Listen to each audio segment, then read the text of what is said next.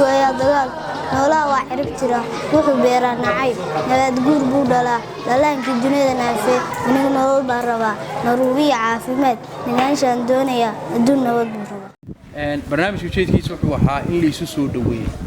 waalidkii iyo ilmihii isfahamkooda waalidiintana la soo baro dabeecadaha carruurtay ku arkaan mararka qaar keeni karta inay dil ku dhaqaaqaan sababta carruurtay sida ugu dhaqmaayaan way marka waalidkii uu fahmo ilmaha dabeecadihiisa kala duwan iyo waxyaabaha uu sababta wuu garaawi karaa marka ilmihiina wuxuu noqdaa markaa mid u dhaga nugul waalidka awaamiirtiisa xiriir fiican la yeesho waalidka magacay waa Caasha Cabdixakiin Daahir intii uu tababarku socday waxaan ka faa'iiday inaan waqti u helay inaan waalidka kula sheekaysano waxaan ka baranay casharo madadaalo ah sida dhiibka badda haka socodka yaa muhiimku ah iyo wixii la mid ah waxaan si fiican ula sheekaystay ardayda waxaan aad u jeclaystay qaabkii shahaadaysiinta waalidka waxaan chance u helay inaan wax sawiro waxaan codsan lahaa in ardayda aan chance-kan oo kala helin in la siiyo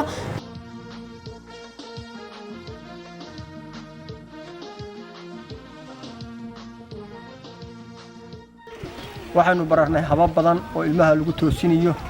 ilmuhu markuu dhasho bisha u horeysa ilaa 12 bilood qaabka loo korinayo iyo qaabka loola tacaamulayo hal sano ilaa 3 sano aynu baranay 3 sano ilaa 5 sano waxaanu baranay 5 sano ilaa 13 sano 13 sano ilaa 18 sano faa'iidooyinkaas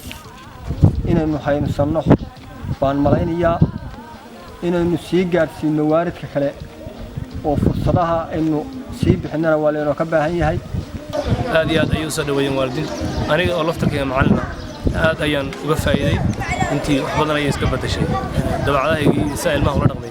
runtii barnaamijkan wuxuu ahaa barnaamijka la yiraahdo waxbarashada ka madax bannaan tacaddiga waxaana filayaa in maaragtay casharadii aan qaadanay aan ku dabaqno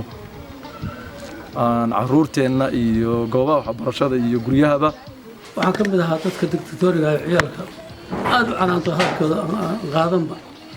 haddana waa bisaaxiib baan noqonnay way soo dhawaanay waan kala fogay runtii waryaa idab baan rajay markuu hadlo qaadnay ku mahad celinayna tabarkaan siisay waan qaadanay waan idinku mahad celinaynaa hadda waxaa la isku hayay ubadkii iyo dadkii dhalay baa la isku xiray ayadoo walba dadku is yaqaaneen baa haddana waxaa isku xiray sidii dadku ay ubadka ula dhaqmi lahaayeen si ula macaamil lahaayeen si ciyaalka loo hadli lahaayeen si ula sheekaysan lahaayeen khalad hadduu ku jilmaa sidii looga celin lahaa hadduu wanaagsan yahay sidii loogu bogaadin lahaa awalla dadku hadda inta waa yaqaanay waxaan la oqon ma ahayne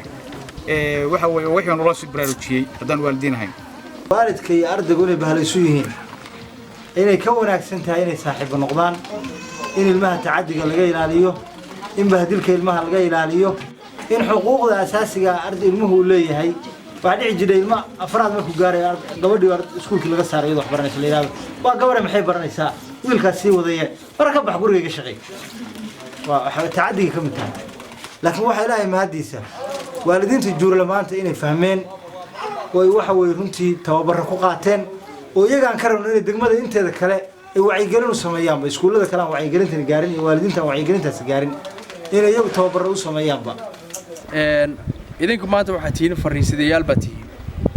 tababarkaad qaateen dad badan baa fursad u helay oo la degan deegaanka waxaa la rabaa markaa si dadban inaad u sii gaarsiisaan dadka dariska la saaxiibadiin asxaabtiin magaalada la jooga xaafadaha wada degan tihiin fursaddan u helin inay ka soo qayb galaan tababarka inaad gaarsiisaan insha Allah dhaqan ahaan ay kaga daydaan